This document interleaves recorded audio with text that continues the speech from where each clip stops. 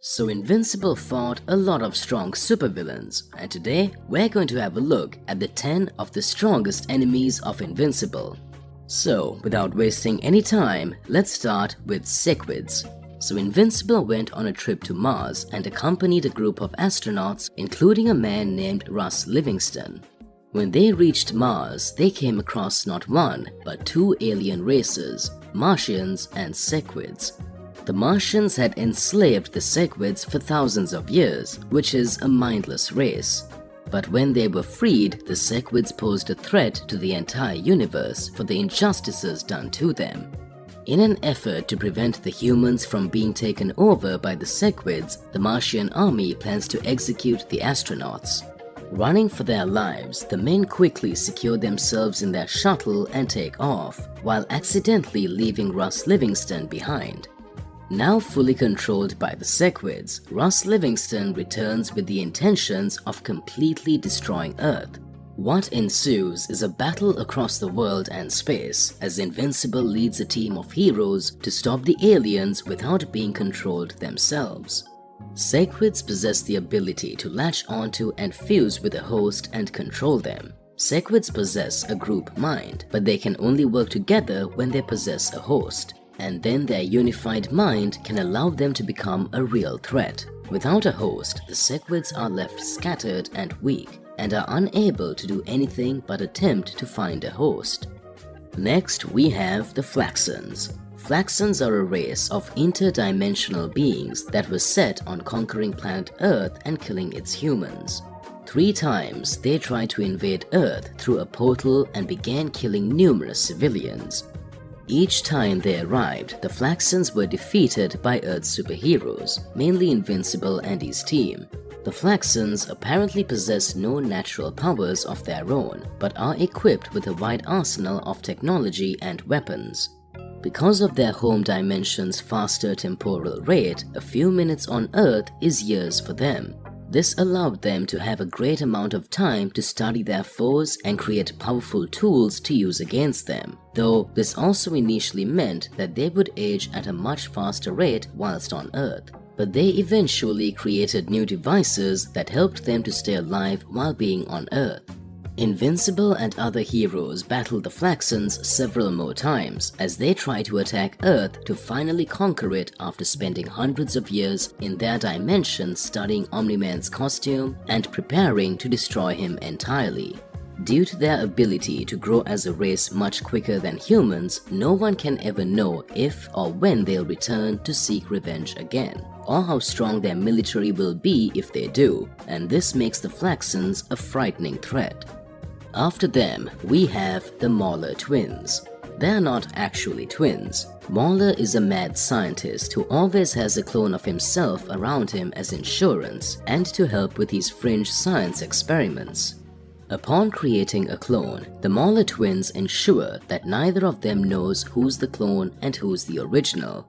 According to them, it never ends well when a clone knows they are the clone, since it would likely lead to infighting and resentment toward the originals as the clone is considered to be inferior.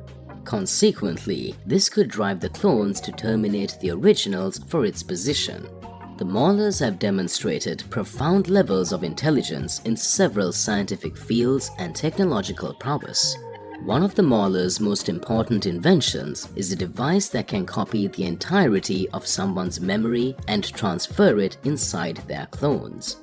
After a new clone body has been completed, the currently living Mauler uses this device to copy the entirety of his mind and then places it inside the clone's brain. In doing so, the clone believes himself to be the original, while the original cannot differentiate himself from his creation. The Mauler twins are super strong, but they are not on the level of Invincible or any other supervillain. But unlike many other characters, the Mauler twins have vast knowledge of science, and with enough preparations and proper knowledge about their enemy, they can even take down superheroes and supervillains that are much stronger than them. Next we have Anissa. She's one of the most powerful female characters in Invincible, and initially she was also one of the most hated characters in Invincible. So Anissa was born on Viltrum and is thousands of years old. She was one of the many warriors that witnessed Thrag's rise to Grand Regent of the Viltrum Empire. While Mark Grayson and Debbie Grayson ate lunch, Anissa interrupted to get Mark's attention. She threatened to kill Mark's mother so that he would come with her. She met Mark in the sky, hoping to convince him to aid in the Viltrumite takeover. She apologized to him. She began her speech about how Viltrumites would turn Earth into a utopia for centuries and rid the planet of disease, war, and death. Mark refused and Anissa lost her patience. With a light warning filled with attacks, she reminded Mark that he didn't have a choice in this matter. She told Mark that he has no idea how much danger he was in. Later, she also managed to traumatize Mark for a very long period of time after raping him. After her, we have Angstorm Levi. So Angstorm Levi has the ability to travel into different dimensions using portals, and he used his portal creation powers to save an alternate version of himself in Times Square. While Robot and the Immortal are killed by an evil Invincible, he takes his alternate self to a dock while the Guardians of the Globe handle an alien invasion. He reveals to his alternate self that there are many other versions of him. Next, he freed the Mauler twins from their imprisonment and take the duo to his lab. He asked the two to build him a machine that will allow him to get the knowledge his alternate version home dimensions. They accept, but they say they need more equipment. After the Mauler twins complete the project, Angstorm places the mind transfer device on his head until Invincible arrives. Angstorm would use his powers to summon several Maulers from the other dimensions to keep Invincible from halting the process. He notices that the Maulers are attempting to kill Invincible, and he removes the device from his head. The result causes some Maulers to die and gave Angstorm a creased head and back. During this incident, Angstorm also lost some memory of the event. After this incident, he blamed everything on Invincible, and he did everything in his power to destroy Invincible's life. He kidnapped Invincible's family and trapped him in different dimensions, and the worst thing he did was when he called Invincible's evil versions from different dimensions to Earth in order to completely destroy Invincible, and he even succeeded in doing it. Next, after him, we have the alternate versions of Invincible from different dimensions. In various alternate dimensions, a version of Mark Grayson exists. The majority of the other Marks from different universes were absolutely evil, either because of being raised by their Viltrumite fathers to take over Earth, or merely out of a lust for power. His alternate versions are as strong as him, and they might be even stronger than him because they don't hold back from killing, like Invincible while fighting someone. Many of the alternate versions of Invincible became the rulers of their version of Earth as well as the Viltrum Empire. When they attacked Earth, all the superheroes gathered with Invincible in order to stop them, but in the end, they only managed to kill a very few of those alternate Invincibles. His evil versions turned out to be an unbeatable force, and I think if they were gathered in higher numbers in the main universe, they could have even defeated Thrag and all other remaining Viltrumites. Next we have Robot. He was a superhero and a member of the Guardians of the Globe, but he became a villain during the course of the Invincible series. Robot is first thought to be nothing more than a robot with advanced artificial intelligence who leads the teen team. As it turns out, Robot is a machine controlled by the mind of genius Rudy Connors. Rudy was physically unable to live outside of a specially built pod due to outside air burning his lungs, so he created Robot to live vicariously through.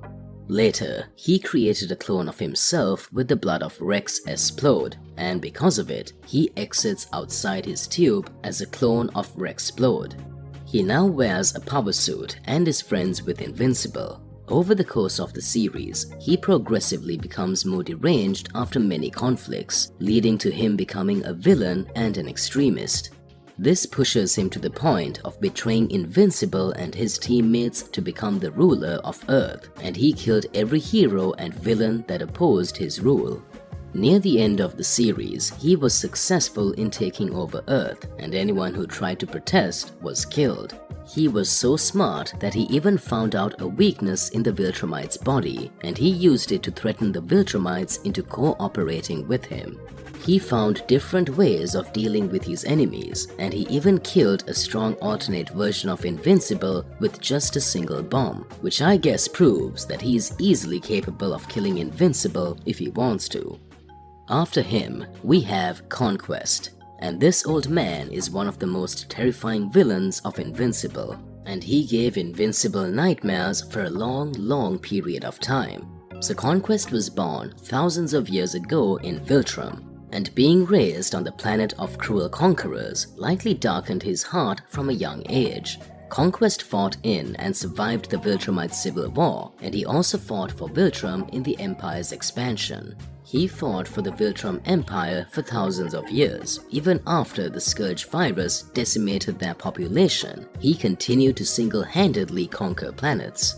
His actions were done not so much out of belief in the Viltrumite Empire's cause, but rather than out of pure sadism and bloodlust. He is one of the strongest characters in this series, and many believe that he is even stronger than Omni-Man. He was defeated by Invincible on 2 separate occasions, but both times it happened because Conquest took Invincible very lightly, and he took joy in toying with Invincible rather than seriously fighting him. He is similar to Battle Beast in that he fought out of bloodlust and a desire for the thrill of battle rather than loyalty to a cause. But he also differed from Battle Beast since Battle Beast possessed a great sense of honor and never fought people he knew had no chance against him. While Conquest, by contrast, slaughtered everyone he could, especially those far weaker than him, and tormented them as they died or mourned. Moving on, we have Battle Beast. I know, Battle Beast is particularly not a villain, but since he was introduced as a villain, I think he deserves to be in this list. On some planets, he is also known as the Scourge of Twin Galaxies, the Conqueror of 1,000 worlds, and just his name makes galactic empires tremble. So while Battle Beast certainly falls in the category of villain-turned-ally, his allegiance towards anyone serves mainly to benefit himself. See, Battle Beast is on a never-ending quest to find challenging opponents to fight, and when Machine Head recruits Battle Beast in order to defeat Invincible and Titan, Battle Beast's main reason for joining the team is to test out his fighting capabilities against the heroes of Earth. So, just as Machine Head uses him for personal gain, he likewise takes advantage of Machine Head as a means of satisfying his bloodlust. He was able to beat Invincible to a near-death state, and while doing so, he was not even completely serious. And not just Invincible, he can easily defeat Omni-Man as well. And if you guys read the comics, then you already know how strong he is and what he is capable of doing. So after him, on the top spot, we have the Grand Regent Thrag. So he is simply the strongest Viltrumite to ever exist, and he was born for this purpose. He is so strong that he defeated Invincible and Omni-Man more than once, and he ripped both of them in half with just his raw strength. Later, when he was exiled from the Viltrum Empire, he created an army of alien Viltrumite hybrids, and all of them were his children. He literally made thousands of children in just 5 years, and his army was so big that it overwhelmed Omni-Man's and Alan's combined forces. Basically, this guy is just built different. He's on a different level, and defeating him in a one-on-one fight is impossible for any character in Invincible. I will talk about him in a special video, but for now, we stop here. So yeah, that's all for this video, and thanks for watching.